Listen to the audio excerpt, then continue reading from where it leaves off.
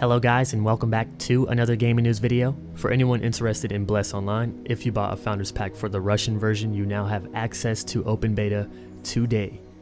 If you didn't buy a Founders Pack and you're like me because you don't really see a point in doing that, all you have to do is wait 3 more days until December 8th and all of us can play. Now yes, it is the Russian version, so it's going to be a bit different, but I believe there is an English patch already available for the game, and if not, there will be one.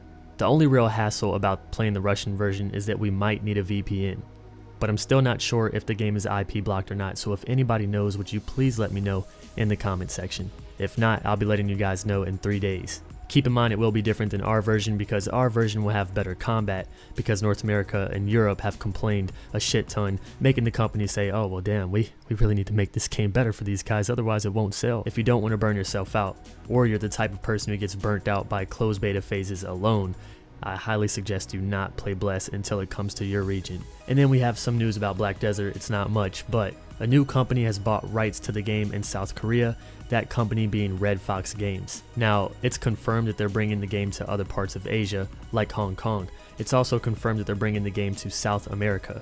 So for those who are worried about IP blocks, not anymore, baby.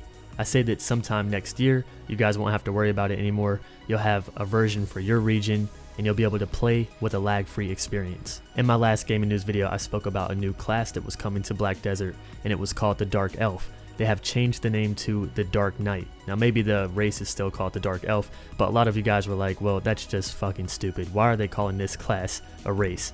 And so maybe they said, yeah, why are we calling this class a race? Let's change it. So now it's Dark Knight. There's also a little teaser for it that looks kind of cool, but it's not too much to really talk about. Soon we'll be getting more information, I believe actual gameplay, so I'm excited to see that. And then we have a game called Dauntless, which I just found out about yesterday or the day before. Now if you are a Monster Hunter fan, this is the game for you. One thing that really pissed me off is that Monster Hunter never made a PC version for us, at least for our region, because there's one in China, there's one in Japan, but where's our version, man? Maybe they just don't think it's popular enough to bring over Monster Hunter Online or Frontier because they just don't think the PC player base for it is big enough. Now handhelds, on the other hand, they sell like crazy, but this game Dauntless really reminds me of Monster Hunter. I even have a Monster Hunter playlist on this channel that nobody really knows of because it was like a long time ago and there was no commentary. It was just straight fights with monsters, but if anybody is interested in seeing that, I'll link it in the description so you guys can get an idea of what Monster Hunter is. Dauntless will be co-op and it will be free to play for PC. It's by a new studio called Phoenix Labs, formed by ex-developers from League of Legends and Mass Effect. You take on the role of warriors called Slayers to protect humans from being hunted down by these large beasts. You can craft weapons and armor. The graphics are cel shaded, you know I'm in love with that. It really reminds me of Crowfall though by just looking at it. You can check out their website, you can even sign up for beta, and there's a lot of information about the Slayers, the crafting system, the backstory of the beast. Everything I discuss in this video will have its source or some type of link in the description, so go down there guys if you're interested in signing up for beta.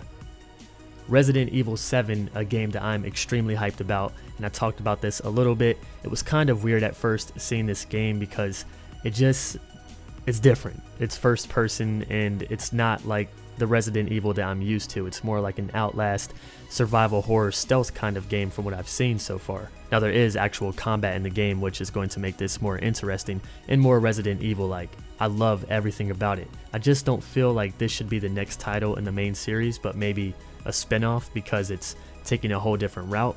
But as someone else said, Resident Evil back in the day used to have a certain type of style with its camera angles, and then it went to a new style after 4, which was the over-the-shoulder third person, and that lasted up until now. So maybe Resident Evil for the next few games is going to follow this style.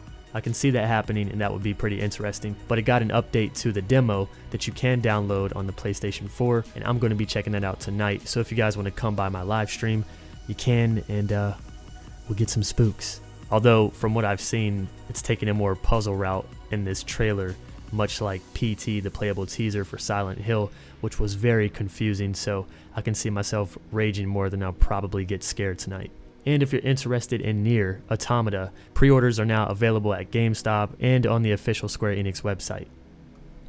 You can get the black box edition, which is $189.99. That's a lot of fucking money. And that comes with the original game. It comes with a 2B figurine, comes with a hardback art book, 64 pages showcasing stunning artwork, illustrations from the game, a steelbook case, original soundtrack featuring 13 live recorded songs from NieR and NieR Automata, which we know that NieR had one of the best soundtracks ever, and a collector's box. And then you get some digital content which allows you to skin your pod, which is some type of machine that follows you around in the game. And also it seems that the release date got pushed back just a little bit to March 7th. I think it was like the 23rd of February before. At least it didn't get pushed back too far.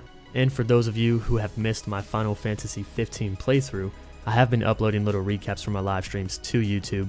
I know not everyone is interested in that, but it's for those that missed the live streams or for those just interested. Each video is about 7 hours or more cut down into 20 minutes to just the best bits or funny moments. I'll continue those uploads, but I just thought today I'd give you guys something more quality, you know. And then Age of Wushu, a game that I'm sure many of you guys have played, a lot of you actually loved back in the day, is getting resurrected. Okay, not really resurrected, but it's getting a new engine. So this game is going to get polished to the max. It's also by NieR Games, who is behind the game Dark and Light, which I'll talk about in a second. If you have an already made character on Age of Wushu, you'll be able to transfer that character over to the new update or whatever. All you have to do is update the client. So this is pretty cool for Age of Wushu players, new and returning. The game never really appealed to me, so I won't be there for this new update. Maybe in the future I'll do a first impressions or something, but for those that do play Age of Wushu, this is awesome news. Now speaking about NieR Games, the same company behind Dark and Light, we have some kind of bad news. Now Dark and Light is still coming. It was supposed to come by the end of this year, which means we should be seeing it very soon this month. It has been uploaded to Steam, so I guess it's just awaiting approval and then the game will be out. However, Dark and Light wishes to no longer be a massive multiplayer online role-playing game, more like all of that without the massive. They'll have different servers with a capacity of around 500 players. That might not be the exact number and it could change, it could very well be even lower than that. Now there's a YouTuber named Death's Proxy who speaks more about this. He gives a much better explanation on Dark and Light, so I suggest you guys go check out his channel because he'll tell you all about what's going on with Dark and Light and give you more details. When I was covering Dark and Light, from the little information that we did have and reading through the comments, a lot of us felt that this game was too good to be true, and I feel that way. But now that it seems like it's going to be another survival game, it's just not too good to be true anymore for me. The game's still going to be awesome, it's still going to have these very unique features, but it's going to feel like another survival game. I think as an MMORPG, it could have been really successful. Not saying that it still can't be successful, this might be the king of all survival games, but this news does kind of suck, so it might drop off my radar. I might still give it a try. If it doesn't go on YouTube, I'll at least stream the game, but for now, this doesn't look like a game I'll continue to cover. So that's pretty much it for today, guys. I hope you enjoyed this gaming news video, and I'll catch you all in the next one. Oh wait, one more thing. When it comes to the Final Fantasy playthrough videos I'm uploading, I will not read the comments anymore because I've seen some spoilers in there and I'm still not done with the game. So once I'm done with the game, I'll continue to reply to comments, but for now, guys, I have to back off a little bit. Okay, now I'll catch you guys in the next one. See you soon, friends.